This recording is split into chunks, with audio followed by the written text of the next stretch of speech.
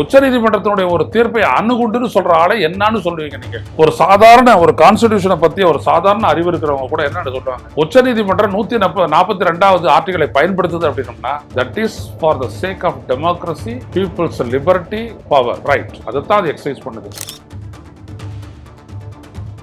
அப்படியே கடப்பில் வச்சுட்டு சும்மா இருக்கிறதுன்னா அது என்ன ஜனநாயகம்? தூக்குற ஜனநாயகம். ஜனநாயகத்திற்குள்ள ஒரு சர்வாதிகாரமா? அதெல்லாம் குடியரசுத் தலைவர் அடிப்பட்டல உங்களால ஒண்ணு கேட்க முடியாது. இப்படியெல்லாம் பேசுறாங்க இந்த நாட்டுல, வெக்கமானம் இல்லாம பேசுறான்.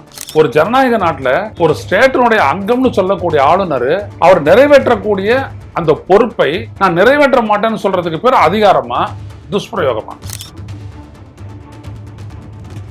எப்படி இங்க ரப்பர் ஸ்டாம்பு ஆளுநர், அதே மாதிரிதான் அங்க ரப்பர் ஸ்டாம்பு குடியரசுத் தலைவர். இது தெரியாத இந்தியாவுடைய அரசமைப்புல என்னன்ட்டு?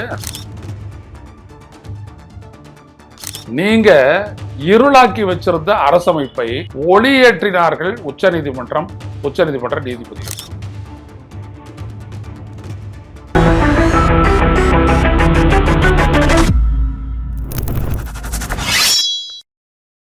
வணக்கம் தோழர்களே. ரோசஸ் செய்திகளின் வாயிலாக இன்று மீண்டும் உங்களை சந்திப்பதில் பெரும் மகிழ்ச்சி அடைகின்றேன். குடியரசுத் தலைவரினுடைய அதிகாரத்தில் உச்சநீதிமன்றம் தலையிடுவதா? இது எப்படி நியாயமாகும்? ஆட்சி தேர்ந்தெடுக்கப்பட்ட அரசு நாடாளுமன்றத்தினுடைய அதிகாரத்தின் மீது உச்சநீதிமன்றம் அணுகுண்டை வீசி தாக்குகிறது. இப்படியெல்லாம் யாரு சொன்னது அப்படின்னோம்னா, இந்த நாட்டினுடைய துணை குடியரசுத் தலைவரான ஜெகதீஷ் தன்கர் பேசியிருக்கிறார். இன்று மதியம் அவர் பேசியிருக்கிறார். அதாவது உச்ச நீதிமன்றம் என்ன பண்ணுச்சு? இந்திய அரசமைப்பின்படி ஒரு ஆளுநரும் செயல்படவில்லை.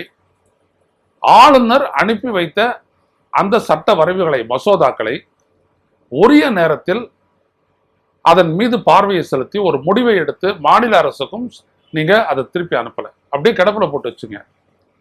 இது கான்ஸ்டிடியூஷனலி இன்வாலிட். உங்களுக்கு கொடுக்கக்கூடிய பொறுப்பை நீங்கள் நிறைவேற்ற வேண்டும் அப்படின்றத சொல்லி நீங்க இவ்வளவு காலம் கிடப்புல போட்டீங்க. இதை நாங்க அனுமதிக்க முடியாது.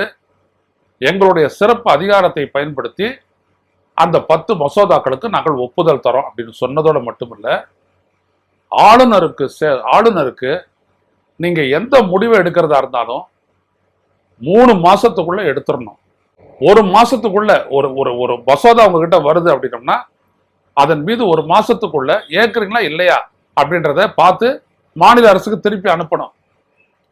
அவங்க மறுபடியும் நிறைவேற்றி அனுப்புனாங்கன்னா அதை 3 மாசத்துக்குள்ள நீங்க முடிவு எடுக்கணும் என்று சொல்லிவிட்டு, அதே போல குடியரசுத் தலைவரும் ஒரு கால வரையறைக்கு உட்பட்டு 3 மாசத்துக்குள்ள முடிவெடுத்து திருப்பி அனுப்பணும் அப்படின்னு சொன்னாங்க. குடியரசுத் தலைவர்னா அவரா முடிவெடுக்க போறாரு? இந்திய ஒன்றிய அரசு தான். அதுக்கு தான் சொன்னாங்க. இதுல என்ன தப்பு? ஒரு பொறுப்பு, அதாவது இந்த நாட்டில் எப்படிலாம் புரிஞ்சுக்கிறாங்கன்னா, ஆளுநர் கொண்டு அனுப்பிட்டா ஆளுநர் கொடுக்கலாம், கொடுக்காத இருக்கலாம், அது மேல ஏறி உட்காந்துக்கலாம், அதை தள்ள வச்சு படுத்துக்கலாம், இல்ல அது போட்டுட்டு அதை பத்தி எதுவுமே பேசாத இருக்கலாம். இதுக்கெல்லாம் பேர் ஒரு கான்ஸ்டிடியூஷனல் பவர். அது ஒரு ஜனநாயக நாட்டில் ஒரு ஸ்டேட்டினுடைய அங்கம்னு சொல்லக்கூடிய ஆளுநர் அவர் நிறைவேற்றக்கூடிய அந்த பொறுப்பை நான் நிறைவேற்ற மாட்டேன்னு சொல்றதுக்கு பேர் அதிகாரமா, துஷ்பிரயோகமா? நல்லா யோசிங்க. ஏன்னா இந்த நாட்டில் இப்படியே ஒருத்தர் பேசுறாங்க. இதே போலதான் ஆளுநருக்கு அந்த காகிதத்தை அனுப்பி வைக்கிறது யாரு? இந்திய ஒன்றிய அரசு. இந்திய ஒன்றிய அரசு எழுதி தர்றது தானே பிரசிடென்சியல் அட்ரஸ் அப்படின்னு சொல்லிட்டு அவங்க படிக்கிறாங்க. ஒரு ஆண்டினுடைய நாடாளுமன்றத்தினுடைய முதல் அமர்வுல அதானே அவங்க பண்றாங்க. அவங்கள ஏதாவது தயாரிச்சு பண்றாங்களா என்ன? எப்படி இங்க ரப்பர் ஸ்டாம்பு ஆளுநர், அதே மாதிரிதான் அங்க ரப்பர் ஸ்டாம்பு குடியரசுத் தலைவர். இது தெரியாத இந்தியாவுடைய அரசமைப்புல என்னன்ட்டு? ஆனா அவங்க constitution because inner signature and stamp எல்லாமே இந்திய ஒன்றிய அரசனுடைய சார்பா அதுதான் பண்ணுவாங்க. அப்படி இருக்க இதுல எந்த இடத்துல உச்ச நீதிமன்றம் தப்பா தலையிட்டுடுச்சு? எவ்வளவோ தூக்கு தண்டனை வழக்குகள்ல அனுப்பப்பட்ட கருணை மனுக்களை எல்லாம் உள்துறை அமைச்சகம் நடவடிக்கை எடுக்காம அப்படியே கிடப்புல போட்டுட்டு 10 வருஷம் 12 வருஷம் ஆச்சு. அப்படி வரும்போது இதே உச்ச நீதிமன்றத்தினுடைய நீதிபதிகள், 3 பேர் அடங்கிய நீதிபதிகள், 2 பேர் அடங்கிய நீதிமன்ற அமர்வு எத்தனையோ முறை சொல்லியிருக்கேன், இப்படியெல்லாம் நீங்க கிடப்புல வச்சுக்கிறதுக்கு உரிமை கிடையாது, நாங்க முடிவு எடுக்கிறோம்னு முடிவு எடுத்திருக்கிறாங்களே. அப்பெல்லாம் தன்கர் வந்துட்டு சாதாரண ஆளு. இன்னைக்கு அவர் துணை குடியரசுத் தலைவர். உடனே அவர் பேசுறாரு இப்படி. அணுகுண்டான் இது பேரு. அணுகுண்டு இல்லைங்க, அணுகுண்டு வீசினா எல்லாரும் அழிஞ்சிருவாங்க, பேசுறதுக்கே ஆள் இருக்காது. அப்படிப்பட்ட எதையும் செய்யல. நீங்க இருளாக்கி வச்சிருந்த அரசமைப்பை ஒளியேற்றினார்கள் உச்ச நீதிமன்ற நீதிபதிகள். இதான் உண்மை. அரசமைப்பை உங்களுடைய அரசியல் வசதிக்காக வளைத்து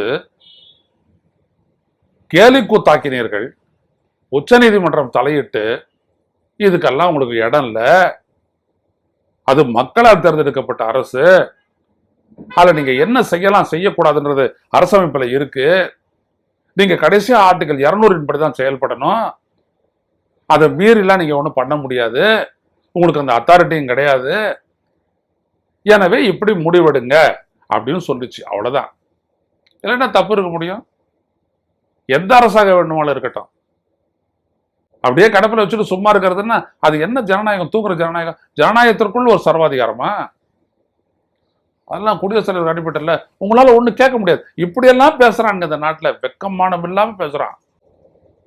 ஒரு அரசமைப்பு அப்படின்றதுக்கு அது புனிதமானது, அப்புறம் நாட்டினுடைய ஒற்றுமை புனிதமானது, இறையாண்மை புனிதமானது, ஆனா தூக்கி போட்டு எல்லாத்தையும் உட்காந்துட்டு இருக்கிறது பாவ செயல் இல்லையா? அது மக்களினுடைய ஒரு தூக்கு தண்டனை விதிக்கப்பட்ட ஒரு சிறைவாசி அவன் அனுப்புற கருணை மனுவின் மீது அதிகபட்சம் 3 வருஷத்துக்குள்ள முடிவு எடுக்கணும்னு சொல்லிட்டு இந்திய உச்ச நீதிமன்றம் நிர்ணயிச்சது. ஏன் நீ பாட்டுக்கு வச்சுக்கிட்டே இருப்ப? நம்ம உயிரோடு இருப்போமா சாவோமா, தூக்கு தண்டனையா சிறைச்சாலையா, வெளியில வருமாமா வரமாட்டோமா, இப்படின்ற ஒரு அல்லாடல்லையே ஒரு கைதி இருக்கணுமான்னு உச்ச நீதிமன்றம் கேள்வி எழுப்பிட்டு தான் அதை செஞ்சது. எதை ஒரு ஜனநாயகத்தினுடைய ஒரு அமைப்பு செய்ய தவறியதோ அதை இன்னொரு ஜனநாயக அமைப்பு செய்கிறது. அவ்வளவுதான். இதைத்தான் செய்யுது. இதை புரிஞ்சு கொள்ளக்கூடிய அறிவில்லாதவன் இந்த நாட்டில் பாஜகவால் துணை குடியரசுத் தலைவராக ஆக்கப்பட்டிருக்கிறார். இவ்வளவுதான், வேற ஒண்ணும் கிடையாது. இது இப்படிதான் சொல்லணும். உச்ச நீதிமன்றத்தினுடைய ஒரு தீர்ப்பை அணுகுண்டுன்னு சொல்ற ஆளை என்னன்னு சொல்லுவீங்க நீங்க? ஒரு சாதாரண ஒரு கான்ஸ்டிடியூஷனை பத்தி ஒரு சாதாரண அறிவு இருக்கிறவங்க கூட என்னன்னு சொல்லுவாங்க?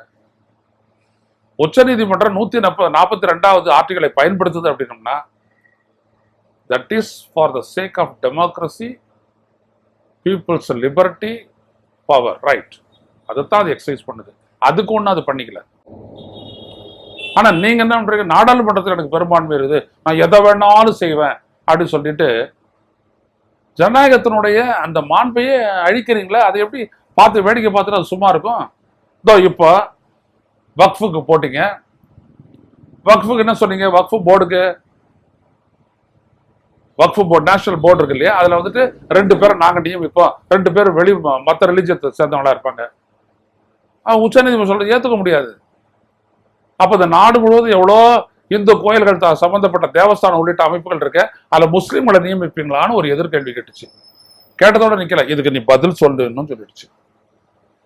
இதுதான் இவங்களுக்கு வந்துட்டு மிளகா வைத்ததை போல எரிகிறது இவர்களுக்கு, வேற ஒண்ணும் இல்லை. சரியா? அது ஒரு பார்வை.